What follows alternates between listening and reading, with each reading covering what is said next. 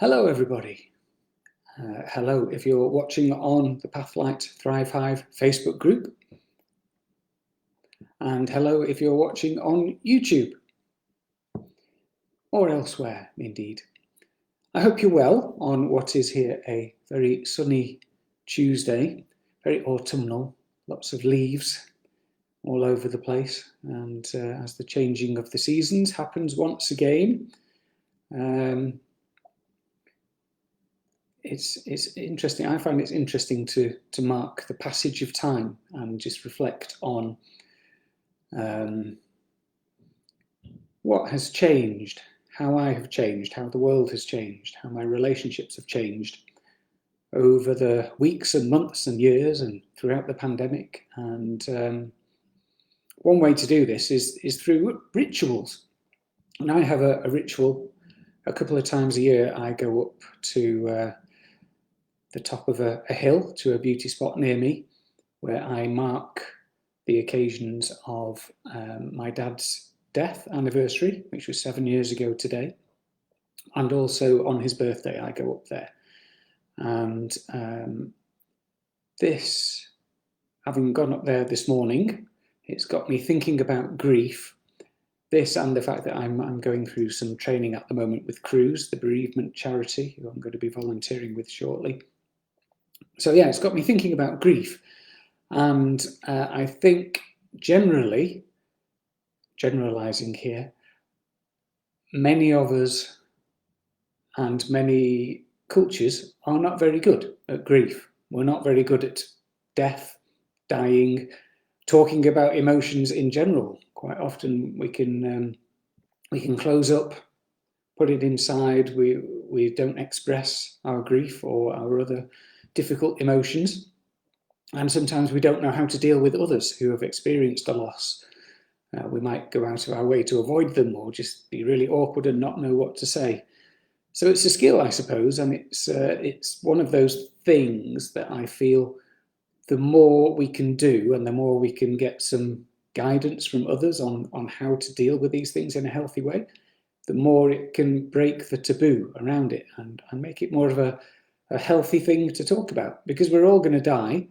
We're all going to suffer losses, whether that is the loss of a loved one or any number of other losses that we can grieve.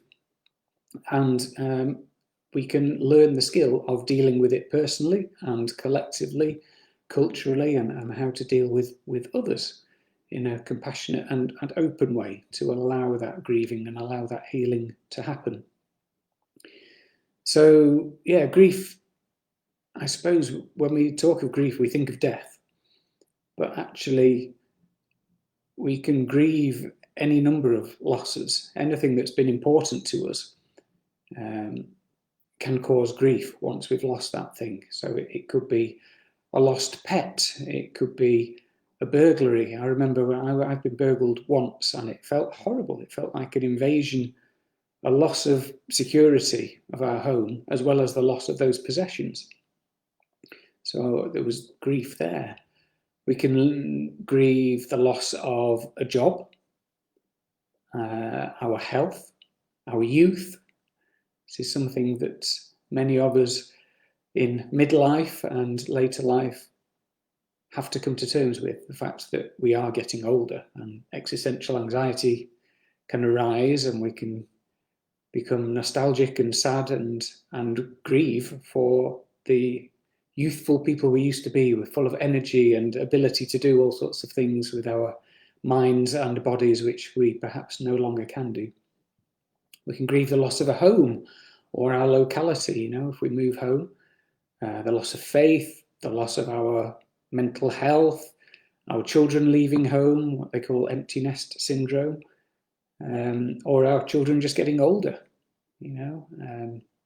grieving the fact that they are no longer sweet, innocent, little, impressionable children, and they're now actually surly teenagers or drifting away. Miscarriage, divorce, our parents' divorce, all sorts of things. We can grieve pretty much anything that we put any importance to, and we lose it. So what I would encourage you to do, an invitation for you, is to perhaps write a list of the things that you have lost. Maybe some of those things I've mentioned, or some other stuff that you feel is important to you that you have lost. And it could be a person, a relative who's died, or it could be any number of other things. And just take some time to reflect on that and really honour the fact that you've lost those things. And I think coming to acknowledge that, yeah, these are important. These were things that were they gave something to your life. They gave some meaning to your life. There was perhaps some emotion in there, some relationships, some memories. And it is important, I think, to acknowledge the fact that they were part of your life story. And once we've acknowledged it and acknowledged that it does hurt, that loss does hurt, the next stage, I think, is to express it in some way. So whether that is talking to someone about it, again, we're not great at doing this. We might just kind of hide it away and just keep it inside and say, oh, it's not valid. It's not important for me to express this, or other people will think I'm silly or getting nostalgic about something which is just part of life and I should just get over it.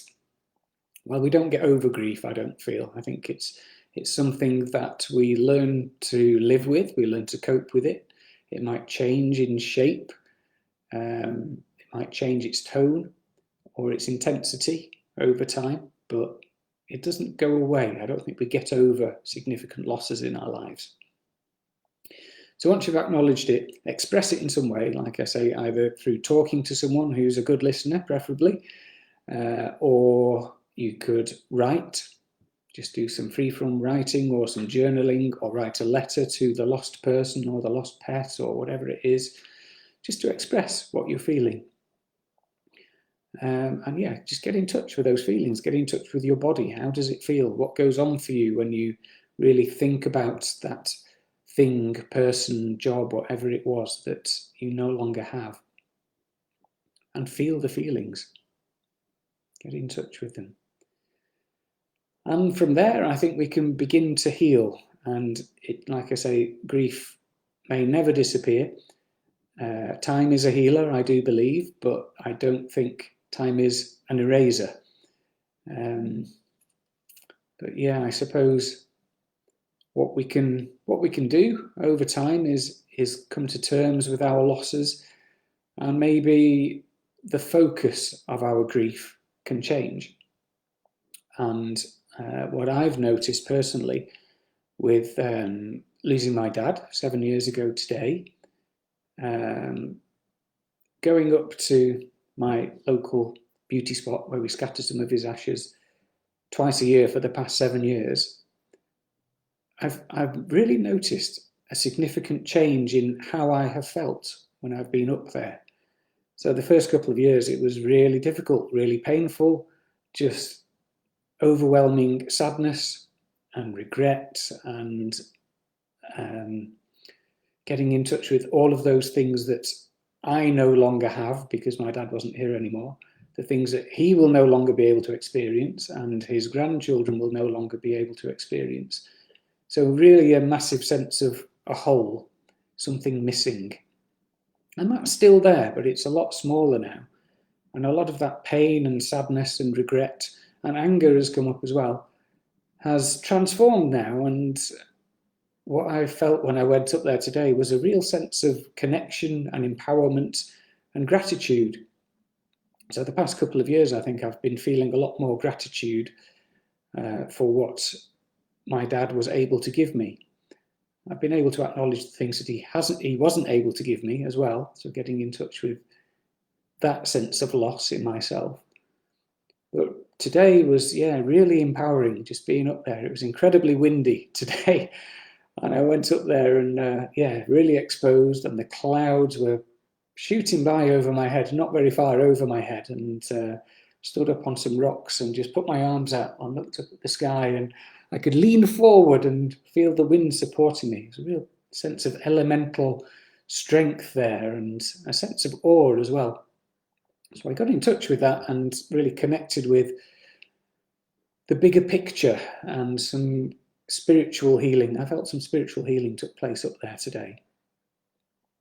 And yeah, I suppose the grief for me has transformed into more of a positive and empowering force now, where I'm really grateful for what I've learned, what I got from my dad, and the meaning that his death has brought to me. It's really focused for me what is important. So relationships, work-wise, finding some purpose, and really honouring my past, honouring my present, and really honouring my future as well, and my children's future.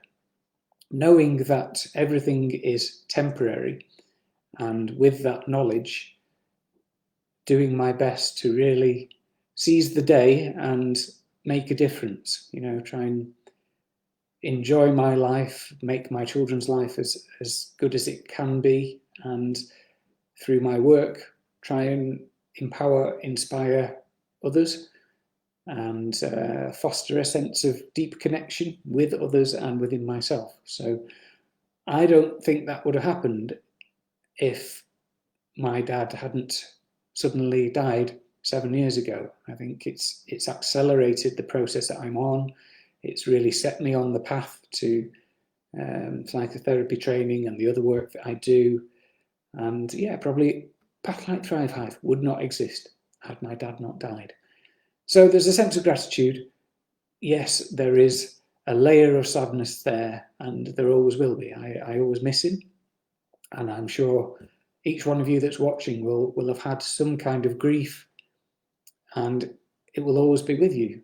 Maybe you've lost someone and you think of them every day, and there's sadness there every day.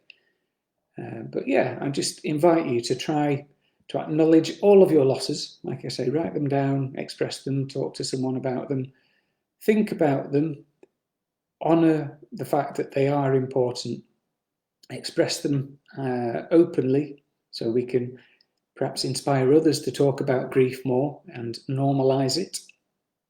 And yeah, move towards healing and see what kind of positive things you can take out of all of those losses that you've experienced. In no way trying to silver line what will have been very painful experiences for you, but I do believe everything that doesn't kill us can make us stronger. There is that empowering message there. So that is all from me for today on grief, and I hope that's been useful to at least one person. Tuesday today, so if you are a man and you fancy coming along to Man Tuesday, peer support, we are there to talk and to listen without judgment. That is 6 o'clock tonight on Zoom. The link, I'm not sure it's on the Hive anymore, but if you go to Man Tuesday Saddleworth on Facebook, you will find it, or just message me if you can't find a link and I'll send it through to you. And yeah, hopefully got some guests coming up. I've been working today to try and get some more guests. There's hopefully one lined up for next Monday, yet to be confirmed. And if there's anyone else out there who fancies coming on the Hive and doing a live chat with me, then do feel free to send me a message. Take care of yourselves and hopefully see you soon. Bye.